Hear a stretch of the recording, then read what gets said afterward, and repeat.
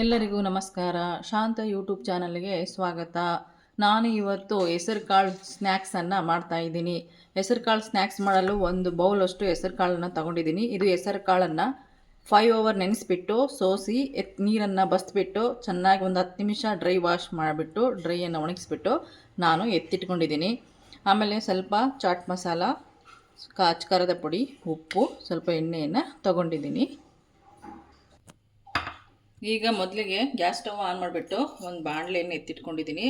ಇದಕ್ಕೆ 3 ರಿಂದ 4 ಟೇಬಲ್ ಸ್ಪೂನಷ್ಟು ನಾನು ಎಣ್ಣೆಯನ್ನು ಹಾಕ್ತಾಯಿದ್ದೀನಿ.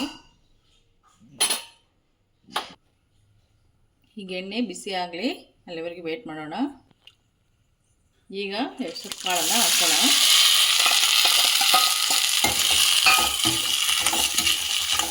ಇದು ಕ್ರಿಸ್ಪಿ ಆಗೋವರೆಗೆ ನಾವು ಫ್ರೈ ಮಾಡಬೇಕು.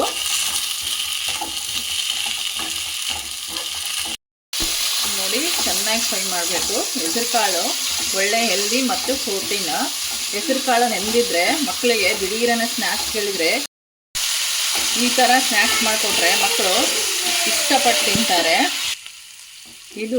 ಈ ಸ್ನ್ಯಾಕ್ಸು ಡಯಟ್ ಮಾಡೋರಿಗೆ ಒಳ್ಳೆಯ ಸ್ನ್ಯಾಕ್ಸ್ ಇದು.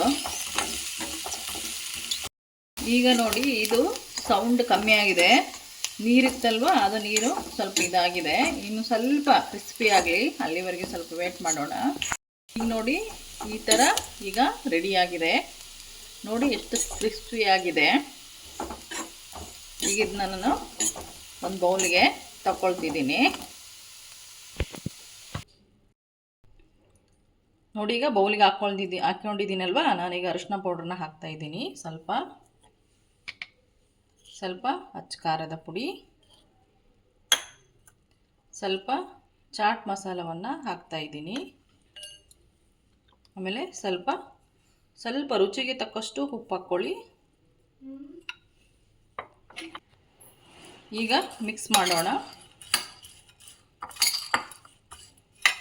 ಇದು ಟೀ ಜೊತೆಗೆ ತಿನ್ನಲು ಟೇಸ್ಟಿಯಾಗಿರುತ್ತೆ. ಟೀ ಟೈಮಲ್ಲಿ ತಿನ್ನಲಿಕ್ಕೆ ಕೊಡಿ, ತುಂಬ ಟೇಸ್ಟಿಯಾಗಿರುತ್ತೆ. ಇದನ್ನು ಮಕ್ಕಳು ತುಂಬ ಇಷ್ಟಪಟ್ಟು ತಿಂತಾರೆ. ಆಮೇಲೆ ಡಯೆಟ್ಟಲ್ಲಿ ನೀವು ಇನ್ಕ್ಲೂಡ್ ಮಾಡ್ಕೊಳ್ಬೋದು. ಈಗ ನೋಡಿ, ಬಿಸಿಯಾದ ಸ್ನ್ಯಾಕ್ಸ್ ರೆಡಿಯಾಗಿದೆ. ಇದು ಸ್ವಲ್ಪ ತಣ್ಣಗಾದ್ಮೇಲೆ ತಿನ್ನೋಕ್ಕೆ ತುಂಬ ಟೇಸ್ಟಿ, ತುಂಬ ಕ್ರಿಸ್ಪಿಯಾಗಿರುತ್ತೆ. ನೋಡಿ, ಈಗ ಚೆನ್ನಾಗಿ ರೆಡಿಯಾಗಿದೆ, ತಿನ್ಬೋದು. ಈ ವಿಡಿಯೋ ನೋಡಿದವರೆಲ್ಲರೂ ಸಬ್ಸ್ಕ್ರೈಬ್ ಮಾಡ್ಕೊಳ್ಳಿ, ಲೈಕ್ ಮಾಡಿ, ಶೇರ್ ಮಾಡಿ. ಯಾರೆಲ್ಲ ವಿಡಿಯೋ ನೋಡ್ತಿದ್ದೀರೋ ಸಬ್ಸ್ಕ್ರೈಬ್ ಮಾಡ್ಕೊಳ್ಳಿ ಅಂತ ಹೇಳ್ತಾ ಮುಂದಿನ ವಿಡಿಯೋದಲ್ಲಿ ಸಿಗೋಣ. ಧನ್ಯವಾದಗಳೊಂದಿಗೆ.